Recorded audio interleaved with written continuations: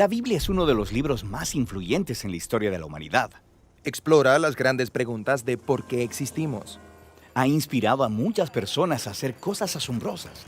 Y ha confundido a muchos otros. Probablemente tengas una por ahí guardada en algún lado. Entonces, ¿qué es en realidad la Biblia? Bueno, la Biblia es una pequeña biblioteca de libros que surgieron todos de la historia del antiguo pueblo de Israel. Y en un sentido, ellos eran como cualquier otra civilización antigua, pero entre ellos existió una larga línea de individuos llamados profetas, y ellos veían la historia de Israel como no ordinaria, la veían como una parte central de lo que Dios estaba haciendo por toda la humanidad.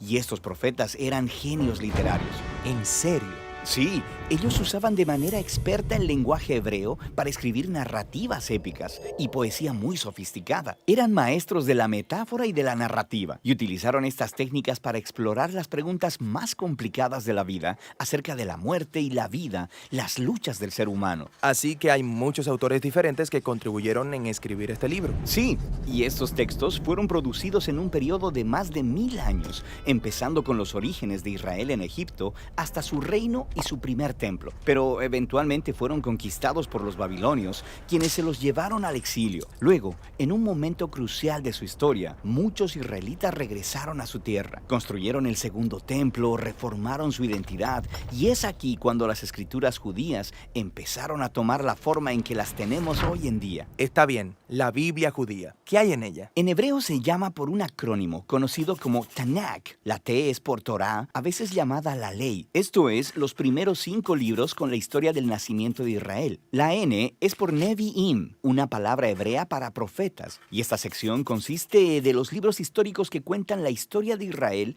desde el punto de vista de los profetas. Luego tienes los libros poéticos de los mismos profetas. La K es por Ketuvim, una palabra hebrea para escrituras. Esta es una colección diversa de libros poéticos, libros de sabiduría y más narrativa.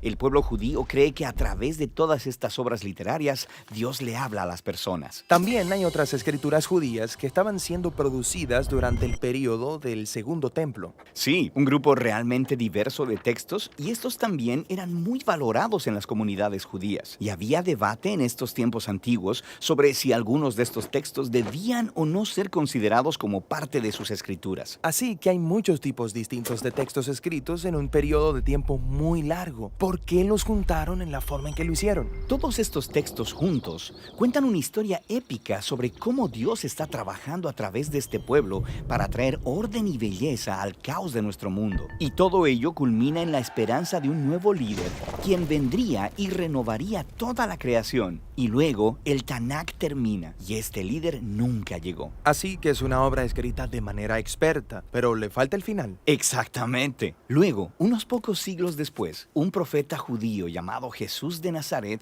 entra en escena. Él decía que estaba continuando la historia del Tanakh. Así que Jesús hizo un montón de cosas geniales. Fue asesinado y sus seguidores decían que él había resucitado de los muertos. Sí, dijeron que Jesús era ese líder tan esperado, quien restauraría el mundo. Así que sus seguidores más tempranos, llamados apóstoles, compusieron nuevas obras literarias acerca de la historia de Jesús. Las llamaron Buenas Nuevas o Evangelios. Formaron un registro llamado Hechos acerca de cómo el movimiento de Jesús se extendió fuera de Israel, y luego hicieron circular cartas a diferentes comunidades de Jesús por todo el mundo antiguo. ¿Y ellos consideraban estos escritos como parte de las escrituras? Sí, los apóstoles escribieron todo esto como el cumplimiento de la historia épica que se encuentra en el Tanakh, y estaban continuando con el genio literario de la tradición judía. También creían que Dios le estaba hablando a su pueblo a través de estos textos, al igual que por las escrituras de Israel. Así que esto es el Antiguo y Nuevo Testamento. Pero, ¿qué pensaban los primeros cristianos acerca de la literatura adicional durante el Segundo Templo? Grupos diferentes tenían diferentes puntos de vista acerca de algunos de estos libros, pero sabemos que leían y valoraban estos textos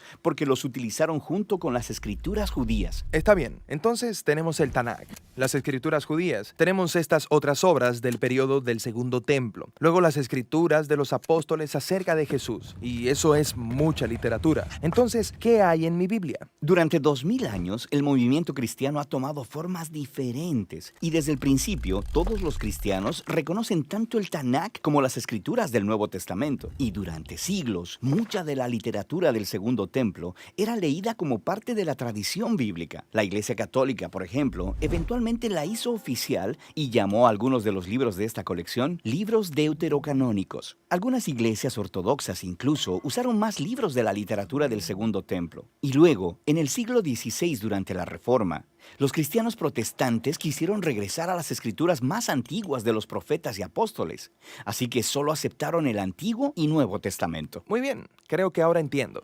Pero ¿cómo es que una colección de libros producida en un periodo de más de 1000 años por todos estos autores diferentes dice una misma historia? Esta es la pregunta que responderemos en nuestro próximo video.